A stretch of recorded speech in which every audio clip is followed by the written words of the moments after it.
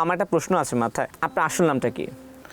আমার আসল নাম সাকিব আহমেদ। সাকিব আহমেদ, কিন্তু আমরা চিনি আপনাকে শামস ভাই নামে। এই শামস ভাইয়ের জন্মটা কিভাবে হলো? শামস ভাই হওয়ার পিছনে কারণ আছে, বলতেছি। সেটা হচ্ছে আমি যখন শুরুর দিকে গান করি তখন আমাদের লোকালি সাকিব নামে আরেকটা গায়ক ছিল, সেও টুকটাক গান করতো। তো মানুষ আসলে কনফিউজড হয়ে যায় যে কোন সাকিবের গান কোনটা। আচ্ছা, ঠিক আছে। তারপরে মনে তখন বয়স, রক্ত গরম না, বয়স ছোট, অল্প তরুণ, তখন মনে হয়েছে যে একটু ইউনিক কিছু করি, মানে একটা নামের মধ্যে একটা টুইস্ট। শামস থেকে শামস ভাই। তো ব্যাপারটা তখন আসলে মানে একটা মানে ছেলে খেলার ছলে হয়ে গেছে। এখন একটা সিগনেচার হয়ে গেছে সিগনেচার হয়ে গেছে। শামস ভাই, আপনার তো ইউটিউব চ্যানেল আছে? হ্যাঁ, ইউটিউব চ্যানেল আছে। আপনার গানগুলো এখন যদি মনে হয়, আমি ধরি পাস্ট ইজ পাস্ট, চলে গেছে যা চলে গেছে, আপনি তো এখন এই ধরনের কোনো গান করে আপনার চ্যানেলে দিচ্ছেন না? আমি দিচ্ছি, কন্টিনিউয়াসলি দিচ্ছেন তো, কিন্তু হয়তো আগের গানগুলোর মতো সাড়া পাচ্ছে না। আগের গানের মতো সাড়া পাচ্ছি না আসলে। মানুষ এখন গান এমনিতেও কম শুনে। ধরেন আমি যখন শুরুর দিকে আমার পার ডে গান 6 লাখ 7 লাখ ভিউ না হলে আমার ভালো লাগতো না। আচ্ছা, মানে একদিনে বা এরকম না হলে ভালো লাগতো না, মনে হইতো যে গান গাই নাই। ধরেন একটা গান 5 মিলিয়ন 7 মিলিয়ন হয়েছে, আমার কাছে মনে হইতো যে এটা গান হয় নাই। মানে ন্যূনতম 10 মিলিয়ন গান ভিউ হইলে মনে হইতো। তো আমার ধরেন গান আছে 20টা গান আছে 20 মিলিয়নের উপরে, 10টা গান আছে 30 মিলিয়নের উপরে, 5টা গান আছে 50 মিলিয়নের উপরে। তাইলে ওই সাময়িকের সাথে যদি আমরা তুলনা করি, তাহলে এখনকার সময়ে ওই ভিউটা অ্যাভারেজে হয় না। একটা গান 10 মিলিয়ন ভিউ হইলেই মনে হয় যে আসলে অনেক। বর্তমান প্রেক্ষাপটটা এরকম হয়ে গেছে, সর্বোচ্চ 20 মিলিয়ন। বিশেষ করে স্টুডিও বাংলা, তারা অনেক মানে যেই ফিউশনটা, যেই গানের যত্ন নিয়ে কাজ করতেছে, এই যত্নের জায়গা থেকে এই ফিডব্যাকটা আসতেছে। আর যারা কাজ করতেছে এদের বিষয়ে আমার কিছু বলার নাই, কারণ এখন শুধুমাত্র যেভাবে পারতেছে ভিউ নিতেছে। কোম্পানিরও দিন শেষে চিন্তা হয়ে গেছে, ভাই পেট চালাইতে হবে, বিজনেস করতে হবে, কে কি গাইলো দেখার সময় নাই। বেশিরভাগ কোম্পানি এটাই করতেছে। আমি নাম উল্লেখ করে আমি কারো কাছে মানে দোষী হতে চাই না। তো কম বেশি সবাই চিন্তা করতেছে এখন আসলে কোম্পানি বাঁচায় রাখতে হবে, কে গাইলো না গাইলো বিষয় না। এবং আমি যদি আমার নিজের ব্যক্তিগত মতামত বলি, এখন গানের ক্ষেত্রে মনে হয় 4 লাইন ভিত্তিক গান। ধরেন এমন কিছু একটা গানের মধ্যে কিছু 4টা লাইন হিট হলেই পুরো গান হিট। ওই টিকটক কেন্দ্রিক হয়ে গেছে। হ্যাঁ, সেটা আমি বলে যাচ্ছিলাম, আপনি বলে দিলেন আর কি, যে 4টা লাইন বা 5টা লাইনকে টার্গেট করা হয়। এই 4 লাইন যদি হিট হয়, আমার গানটাই হিট। টিকটকে হিট মানে গানটা হিট হয়ে গেছে। আর বেসিক্যালি গান আসলে এখন হিট। আমি তো আদৌ বুঝি না প্রমোশন কি। মানে এখনকার গান হচ্ছে হিট কিভাবে, ধরেন নাম বলবো না, যারা আসলে এখন গান হিট দিয়ে বেড়াচ্ছে ম্যাক্সিমামরা, ধরেন তাদের 30-50 হাজার টাকা বাজেট আছে যে টিকটকারদের প্রমোশনের পিছনে। তো টিকটক করলে একটা গান যদি বারবার মানুষের সামনে যায়, তখন সেটা মানুষের সাইকোলজিক্যালি কাজ করে আসে, দেখি গানটা কি শুনে। এই যে একটা প্রমোশন মার্কেটিং, মানে মূল কথা হচ্ছে টিকটক বেজ একটা বাজেট রাখতেছে। মানে সবকিছু মিলে মূল ফোকাস হচ্ছে গান আগে প্রমোশন করে টিকটকে উঠাইতে হবে যে কোনো ভাবে, তারপরে গান হিট হয়ে যাবে। এখানে আরো একটা প্রশ্ন বের হয়ে গেল শামস ভাই, সেটা হচ্ছে আপনি দেশের বাইরে কথা বললেন না, যে অন্যান্য দেশে আমরা শিল্পীদেরকে কি দেখি, তাদেরকে গান দেওয়া হয়, সুর দেওয়া হয়, সেই গানটা গায়, পারিশ্রমিক পায়। আর আমার দেশে কি হয়, শিল্পীকে নিজেকে ইনভেস্ট করে গান বানাতে হয়। হ্যাঁ, ওই দেশের সাথে আমাদের দেশে এই পার্থক্যটা কেন? তাহলে আমাদের দেশে শিল্প চর্চা কোথায় হচ্ছে? এখন একজন শিল্পী হিসাবে টিকে থাকতে হলে আপনাকে নিজেই কোম্পানি হয়ে যেতে হবে। হ্যাঁ, আমাদের দেশের প্রেক্ষাপট এটাই হয়ে গেছে। তাহলে আয়টা কোথায় হয়? শিল্পী তো চলে আয় দিয়ে, এটা তো একটা পেশা। এটা তো একটা পেশা না। হ্যাঁ, তাহলে আপনি যদি নিজে ইনভেস্ট করেন তাহলে আপনার পেশা হয় কি? তাহলে আপনাকে বাণিজ্যিকভাবে চিন্তা করতে হবে। আপনার চ্যানেলটাকে আপনাকে লেভেল হিসাবে চিন্তা করতে হবে যে আমি এখানে ইনভেস্ট করব, 10 টাকা ইনভেস্ট করব, 15 টাকা উঠাবো, 5 টাকা পাবি বিজনেস। ঠিক আছে, ওকে, আমরা ছোট্ট করে একটা গান শুনবো, তারপর আমি যদি ভুল না করি, আপনি বই লিখেছেন, বই প্রসঙ্গে ঘুরে আসবো, ঠিক আছে? ওকে, কোন গানটা এখন শুনবো একটু করে?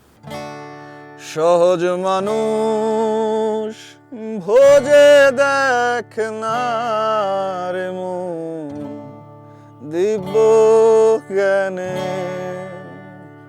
সহজ মানুষ ভোজে দেখ না রে মন দিব্য জ্ঞানে।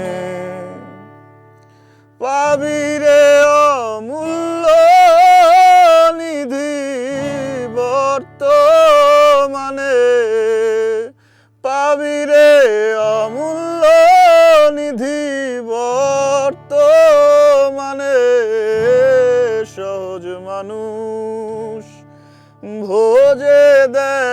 দেখ না রে মন দিব্য জ্ঞানে, শুনি মইলে পাবো বেহেস্ত খানা, তা শুনে আর মন মানে না। মরলে পাবো বেহেস্ত খানা, তা শুনে আর মন মানে না। বাকির লোভে নগদ পাওনা, বাকির লোভে নগদ পাওনা, ছাড়ে কে ভুবনে, শুনি ছাড়ে কে ভুবনে। সহজ মানুষ ভোজে দেখ না রে মন দিব্য জ্ঞানে। সুন্দর একটা গান শুনছিলাম। একটু বই প্রসঙ্গে আসি। শামস ভাই এখন বই লিখছে, কি বই লিখেছেন বা কি যদি একটু দেখাতেন আমাদেরকে, একটু দর্শকদেরকে দেখাতে চাই, বইয়ের বিষয় সম্পর্কেও কথা বলতে চাই। বইটি হচ্ছে শিরোনাম হচ্ছে যে জীবন দাসত্বের। বইয়ের প্রসঙ্গ হচ্ছে আপনি দেখতে পারেন, আমি বইটি লিখেছি জীবন এবং মানে জীবনটাকে কেন্দ্র করে। এখানে জীবনের দুনিয়াবি ব্যথা এবং আমি আসলে জীবনটাকে একটু ভিন্নভাবে দেখি। আমার বই পড়লে বুঝতে পারবেন। এখানে আমি বিশেষ করে তেমন কিছু বলতে চাচ্ছি না। কবিতাগুলো জীবনের টানাপোড়েন, সংসার, অভাব, হতাশা, তারপরে আমাদের যে এই জীবনই শেষ নয়, মানে টোটাল যে সিস্টেমটা, মানুষকে কেন পাঠানো হয়েছে আর মানুষ কি করতেছি, সম্পূর্ণ বিষয় নিয়ে আমি আমার মতো করে আমার অগোছালো চিন্তাগুলোরে আমি হয়তো আমার মতো করে গুছিয়ে বলার চেষ্টা করছি। আর এই বইটা এমন একটা কিছু যে আমাকে শামস আসলে যেভাবে মানুষ জানে যে শামস যা, হয়তো ভিন্ন একটা শামসকে মানুষ দেখতে পাবে। আচ্ছা, বইটার নাম হচ্ছে যে জীবন দাসত্বের, শামস তারই লেখা বইটা। এটা তো কবিতার বই, তাই না? হ্যাঁ। কতদিন লেগেছে বইটা লিখতে? এখানে 56টা কবিতা আছে। আর কতদিন লেগেছে বলতে, এই কবিতাগুলো আমার আসলে বইয়ের পিছনের গল্পটা যদি সংক্ষেপে বলি, আমি যখনই মনে হয়েছে লিখছি, এটা লেখার সময় থেকে শুরু করে কোন কবিতাটা কোন সময় সেটা আমি বলতে পারবো না। আচ্ছা, মানে হচ্ছে এমন দীর্ঘদিন না যে আমি একটা অভিজ্ঞতা। বই লিখবো বা এরকম, অনেকের মনে হইতে পারে যে আসলে তো আসলে যারা একটু পরিচিত মুখ তারাই লেখালেখির চেষ্টা করতেছে বা জোয়ারের সাথে গা ভাসায় হয়তো মনে হয় শামস বইটা লিখছে, ব্যাপারটা এরকম না। বিষয়টা হচ্ছে ধরেন আমি আমার একটু লেখালেখির অভ্যাস, মানে লেখাটাকেই প্রায়োরিটি দিছি শুরু থেকে। গান তো গাই, কণ্ঠ এটা গড গিফটেড, ঠিক আছে, এটা আমার বাহাদুরি করার কিছু নেই বা এটা আমার না। আমি যেটা লিখতে পারি এটা হয়তো বলতে পারি এটা আমার একটা ব্যক্তিগত নলেজ বা কিছু। তো লেখাটা মাঝে মধ্যেই লিখতাম, ছোটো আকারে লিখতাম, কবিতা লিখতাম, ফেসবুকে পোস্ট করতাম বা অনেকগুলো নিজের পাণ্ডুলিপি আকারই ছিল বইয়ের মধ্যে, হয়তো নোটে কোথাও। তো এইভাবে লেখাগুলো যখন অনেকগুলো লেখা তো জমা হইলো, তখন যারা শুভাকাঙ্ক্ষী আছে হয়তো অনেককে পড়ে শোনাইতাম, তাদের মনে হয়েছে তারা হয়তো আমাকে অনুপ্রাণিত করছে, তারা একটা সময় অনুপ্রাণিত করছে যে না, এই লেখাগুলো একটা বই আকারে আসা উচিত বা লেখাগুলো একটা কোথাও থাকা উচিত, বই হিসাবে থাকুক। মানে লেখার তো জায়গা বা সৌন্দর্য হচ্ছে বই, মানে একটা লেখার সেলফ হচ্ছে বই। সেই জায়গা থেকে মনে হয়েছে যে একটা হ্যাঁ তাহলে লেখাগুলো থাকুক, সেখান থেকে মানে মনের কথা একটা জায়গায় জমাটবদ্ধ তাই তো। শামস ভাই, সবাই যেহেতু শামস ভাই নামে চিনে, আমিও তো শামস ভাই বলছি। একটা প্রশ্ন করি, আপনার গানের কথার প্রসঙ্গে যদি আসি, আমি বলবো যে প্রায় গানগুলাই খুব ইমোশনাল, খুব স্যাড সং টাইপের হয়ে থাকে। মানে এগুলো কি আসলে আপনার জীবনের কথা? এত স্যাড সং কেন? ব্যাপারটা সত্যি বললে আসলে দর্শক আর গান শুনবে না, তো আমি অন্যভাবে বলি। বিষয়টা হচ্ছে গান আসলে এক প্রকার সম্মোহন, মিউজিক এক প্রকার হিপনোটাইসিস। এই হিপনোটাইজ করাটা আসলে আপনাকে আগে বুঝতে হবে মানুষের দুর্বল পয়েন্ট কোথায়। আচ্ছা, তো ম্যাক্সিমাম মানুষে আসলে ইমোশনটাতে নিয়েই থাকে, মানে প্রত্যেকটা মানুষের জীবনে দুঃখ আছে। এটা চরম সত্য হচ্ছে এই পৃথিবীটাই সুখের জায়গা না, মানে সুখ না, মানে আপনাকে কি নিতে হবে যে সন্তুষ্ট থাকতে হবে, দুঃখের ভাগ কমে আসলে নিজেকে সুখী মনে হবে, ঠিক আছে? তো সেই জায়গা থেকে প্রত্যেকটা মানুষের ভিতরে বিরহটা বেশি কাজ করে। আপনি দেখবেন আপনি আনন্দের মুহূর্ত বিরহের গান শুনতেছেন, খেয়াল করে দেখবেন, হয়তো নোটিস না করলেও হয়তো অন্য কাউকে হইলেও দেখবেন যে খুব আড্ডায় বিরহের গান চলতেছে, কিন্তু এখানে কেউ দুঃখে নাই। তো মানুষ আসলে বিরহটা পুষতে ভালোবাসে, মানে বিরহ দুঃখ এক প্রকার জাবর কাটা রোগ। আচ্ছা, তো দুঃখটাকে মানুষ জাবর কাটতে পছন্দ করে, বিষয়টা বুঝতে পারছি। সেই কারণে আপনি মানে দুঃখের গান বেশি লিখছেন। হ্যাঁ, তো আমাদের আসলে যদি সত্যি বলতে বলে আমার জীবনে প্রেম আসে নাই, হ্যাঁ আসছে, সেটা আমার একটা হয়তো লেখার ক্ষেত্রে সহযোগী হিসাবে কাজ করছে, দ্যাটস ইট। কিন্তু এমন না যে আমি প্রেমে অনেক হতাশ, দুঃখী হইয়া, আমরা সিনেমা দেখলে অনেকে কেঁদে ফেলি না, আসলে অ্যাকচুয়াল জীবনে ধরেন বাকের ভাইয়ের যখন ফাঁসি হয়ে গেছিল, অনেক হইহুল্লোড় হয়েছিল, অনেক হইহুল্লোড় হয়ে গেছিল না, অ্যাকচুয়ালি তো ব্যাপারটা তা না, এই বিষয়টা এরকমই। কিন্তু প্রেমের প্রসঙ্গ আসতে তো এখন একটা প্রসঙ্গ চলে আসছে যে আপনি তো প্রেম করেছেন বললেন, প্রেমে কি সফলতা ছিল না ব্যর্থতা ছিল? ওই প্রেমেরই কি কোনো গান বা গুঞ্জনী এই গানগুলো? আসলে প্রেম বিষয়ে কিছু বলতে চাই না, কারণ আমার এখন বউ আছে, বাচ্চা আছে, তাদেরকে অসুখী করতে চাই না। আচ্ছা, না অনেকেই বলে যে বিশেষ করে এই ধরনের গান যারা শুনে, গান যারা লিখে সুর করে, বলে যে মানে প্রেম বিরহে যদি আপনি নিজে না জড়ান, আপনি যদি প্রেমে ছ্যাঁকানে না খেয়ে থাকেন, তাহলে এই ফিলটা আসবে না। এবং এই গানটাও কিন্তু তারাই মোস্টলি শুনে আমার কাছে মনে হয়, যারা হয়তো বা প্রেমে আছে, প্রেমে টানাপোড়েন চলছে, এই ধরনের ব্যাপারটা আর কি। এইটা আসলে আমি অনেককে দেখছি, ধরেন রবীন্দ্রনাথের একটা গল্প আছে, তো উনি আসলে, আমি স্পেসিফিক বলতে পারতেছি না, সেটার জন্য দুঃখিত, ক্ষমা প্রার্থী, কিন্তু আমি ভাবার্থটা বলতে চাইতেছি। সেটা হচ্ছে উনি খুব গরমে ট্রেন যাত্রা করতেছিলেন, তো উনি ওই সময় থাইকা একটা বৃষ্টির কবিতা লিখছে। আচ্ছা, তো মানে প্রচণ্ড গরমে ট্রেন যাত্রা করার সময় ঘামতেছিলেন উনি, কিন্তু ওই সময় উনি একটা বৃষ্টির কবিতা লিখছে, মানে ঠান্ডা আবহাওয়ার একটা কবিতা লিখছে। তো ব্যাপারটা হচ্ছে, যারা আসলে পেশাদার লেখক, তাদের আসলে কোনো কিছুর প্রয়োজন হয় না, তারা তাদের মস্তিষ্কে গল্প ক্রিয়েট করতে পারে। মানে আমরা যে উপন্যাস পড়ি, এই গল্পগুলো তো ধরেন ম্যাক্সিমাম ক্ষেত্রে বাস্তব না, তার কল্পনায় চরিত্র তৈরি করে, কল্পনায় দুঃখ থাকে, কল্পনায় ক্রাইম থাকে, থ্রিল থাকে, সাসপেন্স থাকে। তো লেখার জায়গাটা থেকে যদি কেউ আসলেই, মানে প্রথমেই বললাম যে অ্যাকচুয়াল লেখক যদি সে হয়ে থাকে, তাইলে তার জন্য লেখার প্লট তৈরি করতে সারা ইমাজিনই যথেষ্ট। তার বাস্তব সে বিভিন্ন মানুষকে দেখে, আমরা অনেক মানুষকে দেখি। যেমন আমার একটা গান আছে খাঁচার পাখি, আমি দেখতেছিলাম আমার একটা বন্ধু ফ্লোরে শুয়ে কাঁদতেছে, কি হয়েছে, অনেক আগের ঘটনা। তো সে কি করছে, তার প্রেমিকা নিয়ে ঝামেলা চলতেছে, তো তার কাহিনীটা নিয়ে আমি লিখছি, খাঁচার পাখি যায় রে উইরা, শিকল ছিড়িয়া, লাভ হইব না তার লাগি আর মায়া বাড়াইয়া। ঠিক আছে, এই যে আমার গল্প ছিল না, তার কথাটাই আপনি হয়তো বা তার মনের কথাটাই আপনি সুরে সুরে ধরেছেন। আমি আপনাকে এটাই বললাম, যদি কেউ প্রেম বা ব্যথা জীবনে থাকে, তার জন্য সেটা হয়তো একটু অ্যাডভান্টেজ হিসেবে কাজ করে।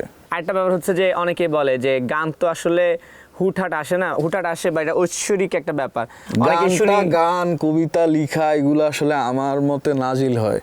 আচ্ছা, মানে এটা বললে আসলে আমার শব্দের অর্থটা অন্যভাবে কাউকে নেওয়ার জন্য রিকোয়েস্ট করতেছি। নাজিল হয় বলতে ব্যাপারটা অন্যভাবে না নিক কেউ। তো এইটা আসলে উপর থেকে আসে আমার কাছে মনে হয়। মানে কি হয়েছে, ধরেন ঘুমাইতে চলে গেছি, খুব ঘুম চলে আসছে, তা আমরা ঘুমের আগে কিছু কল্পনা করি, অনেক সময় না, সব সময়। ওই কল্পনায় দেখা গেছে 2-4টা লাইন চলে আসছে হঠাৎ করে, বা কিছু একটা কনসেপ্ট চলে আসছে, হাঁটতেছি একা মনে হাঁটতেছি, চলে আসছে। আমার যতটুকু মনে পড়ে, আমার অভিজ্ঞতায়, আমি লিখতে বসে আসলে খুব একটা লিখতে পারি নাই, মানে হুটহাট চলে আসছে। তো লেখাটা আমার ক্ষেত্রে মনে হয় যে লেখা, গান, কবিতা যাই বলেন না কেন, এগুলো আসলে নাজিল হওয়ার মতো বিষয়। তাহলে এই যে ঘুম ভালোবাসি রে, মানে একটা সিম্পল ব্যাপার, ঘুম তো আমরা সবাই ভালোবাসি। ওই গানটা কিভাবে আপনার হলো, কোনো ঘটনা আছে? ওই ঘটনার পিছনে আমার খুব মন খারাপ ছিল, আমার লাইফে অনেক ঝামেলা চলতেছিল, সেই গল্প না শেয়ার করি। আমি আসলে অনেক যুদ্ধ করে উঠে আসা একজন মানুষ, জীবনের সাথে, সময়ের সাথে। তো ওই দুঃসময় চলাকালীন আমি সন্ধ্যার দিকে খুব ঝড় বইতেছিল। তো আমার বাড়ির খুব প্রত্যন্ত গ্রাম অঞ্চলে আমার বাড়ি। তো আমি এই বিলের মাঝখানে রাস্তা আছে, তো ঝড়ে সব ধান ক্ষেত দুলতেছিল, গাছপালা দুলতেছিল, কালো হয়ে আসতেছিল আকাশ সন্ধ্যার আগ মুহূর্তে। তো আমার মনে আছে যে আমি আর পেন নিতে পারতেছিলাম না, তখন আমি 3-4টা ঘুমের ওষুধ দিয়েছিলাম।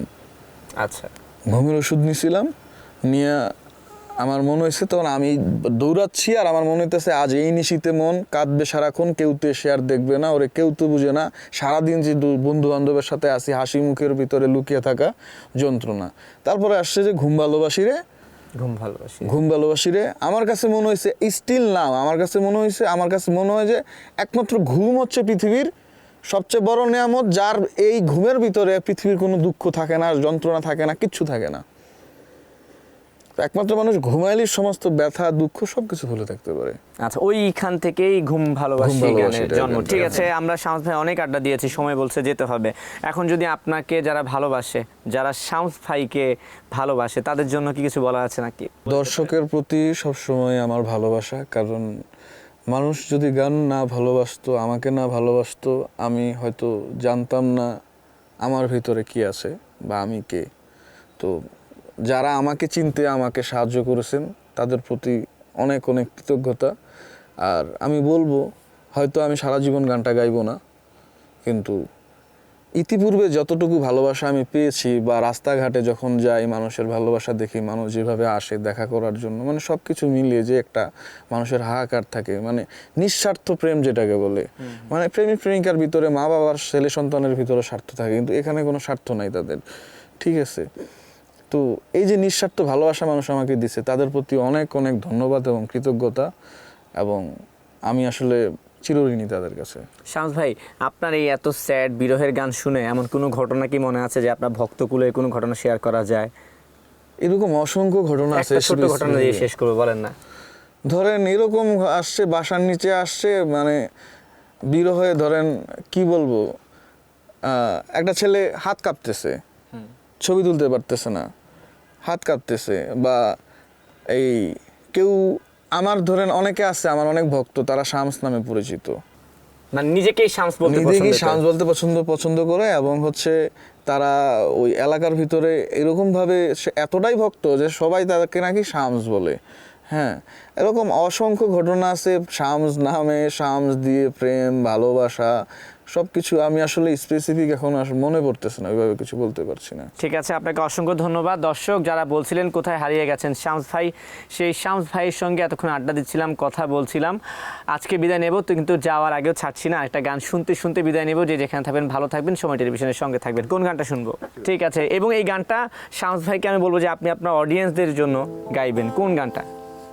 অনেক বছর আগের একটা বৃষ্টির দাগ ছিল, পুরনো ক্যালেন্ডারে তুমি খোঁজ নিয়ে দেখো। অনেক বছর আগের একটা শীতে কাপুনির ভেতর আমারে কি টের পেয়েছিলে, রিরা রে রা রা রে রা রা রে রা রা রে, রিরা রে রা রা রে রা রা রে রা রা রে।